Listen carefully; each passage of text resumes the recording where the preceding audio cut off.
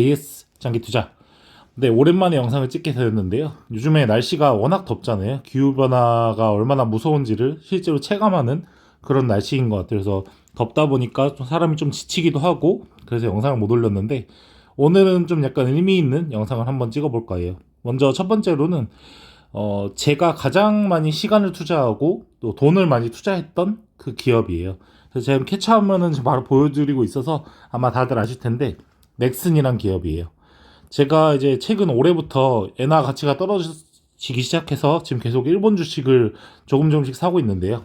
그래서 샀던 종목들이 이제 소프트뱅크도 샀었고, 그다음에 일본우정, 그 제트홀딩스는 작년부터 계속해서 꾸준히 모아가고 있고, 이제 일본우정이나 소프트뱅크도 좀 구매를 했는데, 또 하나 새로 이제 매수하려는 기업이 이 렉슨이에요. 이 넥슨이란 기업은 아마 제 나이 또래 친구들은, 특히 남자 친구들은 굉장히 많이 이 기업에 시간을 쓰고 돈을 썼을 거예요. 특히나 시간을 굉장히 많이 소비했던 걸로 기억하고 있어요. 그리고 실제로 돈도 많이 썼고요. 저뿐만 아니라 제 친구들도 이 넥슨이란 기업에 벽돌 한 장은 다 기부했다, 이런 얘기가 있을 정도로 굉장히 남성들의 좀 애착이 가는 그런 기업이라 할 수 있죠. 애증과 애착을 가지고 있죠. 근데 이 기업이 굉장히 특이한 게, 분명히 한국에서 돈을 많이 벌고 한국인이 사장인 기업이었는데, 보시면 상장을 일본 도쿄 거래소에 상장을 했어요. 그래서 굉장히 특이하고, 그렇기 때문에 많은 이제 학생 시절에 캐시를 할 게 아니라 일본 그 넥슨 주식을 사라, 이런 얘기를 많이 했지만 사지 못했던 이유가 일본 주식시장에 상장되어 있어서 그랬던 게 좀 컸던 것 같아요. 근데 저는 이제 항상 친구들에게 말했던, 넥슨을 캐시를 하기보다 일본 넥슨 주식을 사라 했던 거를 저는 이제 실제로 실행을 하려고 해요. 그래서 다음 주에 매수를 할 생각이고요. 지금 보시면은 최근 이 1년 차트로 봤을 때는 굉장히 좀 많이 떨어진 모습을 볼 수 있고요. 근데 저는 항상 거의 10년 차트로 많이 보기 때문에 10년으로 봤을 때는 꾸준히 우상향하는 그런 모습을 보여주고 있고, 매출액과 영업이익 역시나 게임 회사답게 이렇게 공장 비용 같은 게 들지 않기 때문에, 개발 비용만 있기 때문에, 개발 비용과 뭐 서버 관리비 뭐 이런 것들이겠죠. 그리고 유저들 뭐 관리해 주는 거. 그렇기 때문에 다른 제조업에 비하면 굉장히 높은 영업이익률을 가지고 있는 회사죠. 그래서 저도 지금 현재 넥슨이 가지고 있는 게임들을 얼마나 했나를 한번 생각해 보니까, 저도 굉장히 많은 시간과 돈을 투자했어요. 근데 돈이 사실은, 뭐 사람들은 보통 캐시로만 생각을 하는데, 제가 이 넥슨이라는 게임을 하기 위해서 PC방에 갔던 비용 플러스, 그리고 PC방에서 내는 그 게임 그 유료비까지 하면은 굉장히 많은 돈을, 아마 제가 투자한 모든 뭐 물품이나 서비스 중에서 가장 큰 비용이지 않을까. 차를 제외하고요. 차는 어떻게 보면 또 자산 개념으로 갈 수 있기 때문에 차는 제외하고 가장 많은 시간과 돈을 썼고요. 제가 했던 게임들을 보니까 지금도 굉장히 많이 있더라고요. 제가 옛날에 뭐 고등학생 때 했던 던전 앤 파이터도 있고요. 요게 이제 중국에서 굉장히 돈을 잘 벌고 있죠. 그리고 가장 많은 시간과 돈을 투자했던 게임 중에 하나인 피파 온라인 4도 있고 3도 있고, 사실 3에 굉장히 많은 시간과 돈을 소비를 했죠. 그리고 메이플 스토리도 중학교 때 많이 했던 추억이 있고, 요즘에 또 6차 전직이 나오면서 굉장히 또 많은 인기를 끌고 있더라고요.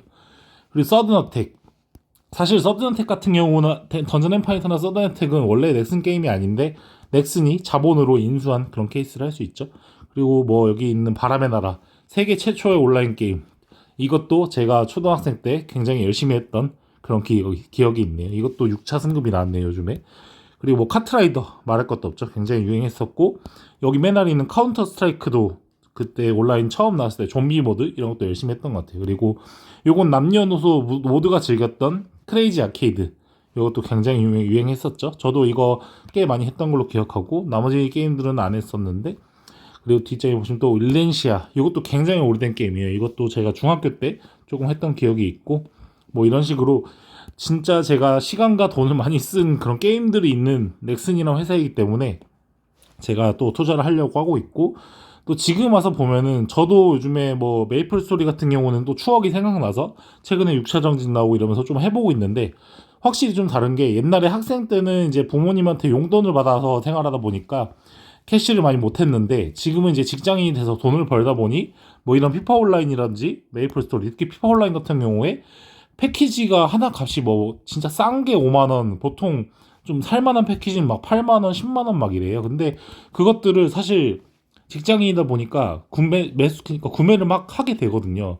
뭐 인터넷 방송하는 BJ들은 막 수백만 원, 수천만 원씩 사던데 그만큼 이제 직장인들도 못해도 한 5만 원, 10만 원 정도는 캐시를 하게 되는 그런 구조가 나왔단 말이죠. 그래서 옛날에 10대, 20대 때 넥슨 게임을 즐겼던 이제 그 친구들이 이제는 성인이 돼서 직장인이 돼서 굉장히 많이 돈을 쓸 수 있는 그런 구조가 되기 때문에 이 IP를 잘만 살리면 아마 또 캐시를 많이 하면서 넥슨이 돈을 잘 벌 수 있지 않을까 이런 생각이 들고, 또 던전 앤 파이터 같은 경우도 중국에서 굉장히 인기가 많기 때문에 아마 이제 그 중국과 한국과의 관계가 좀 더 좋아지게 되면 던전 앤 파이터 그 모바일도 굉장히 인기가 있었다 하더라고요. 그래서 그런 것들을 좀 이렇게 적극적으로 마케팅을 하면서 좀 더 돈을 잘 벌 수 있지 않을까 이런 생각이 들어서 10년 차트를 봤을 때 넥슨은 투자할 만한 기업이지 않나 이런 생각이 들고, 지금도 저는 뭐 피파 온라인이라든지 뭐 메이플 스토리 즐기는 만큼 넥슨이란 기업의 주주가 되는 것도 좋지 않을까 생각이 들어서 넥슨 100주 정도를 다음 주에 구매를 하려고 하고 있어요.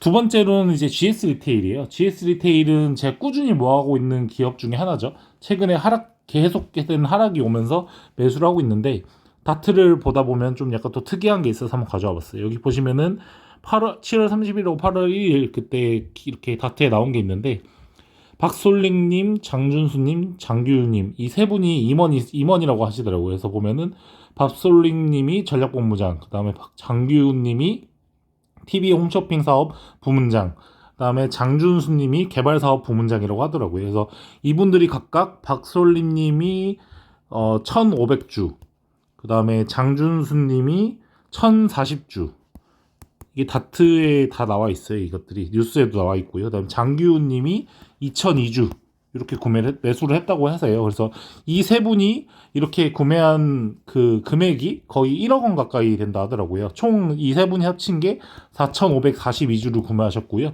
이 금액이 매입금이 한 1억 원 정도 된다고 한다 하더라고요. 그래서 GS 리테일에서는 임원들이 이렇게 자사주를 매입한 거에 대해서 왜 매입을 했냐 하니까 현재 회사가 그 가치가 저평가했다는 판단 아래 이렇게 매수했다라고 하고요. 보통 이렇게 그 임원들이 매수하는 경우에는 결국에는 이 지금 주가가 저평가됐다는 게 거의 검증된 그런 수순인 것 같아요. 예전에 코로나 시기 때 현대자동차 같은 경우도 굉장히 주가가 떨어졌을 때 정의선 회장님이 본인 사비를 털어가지고 매수를 한 그런 뉴스들이 많이 나왔었거든요.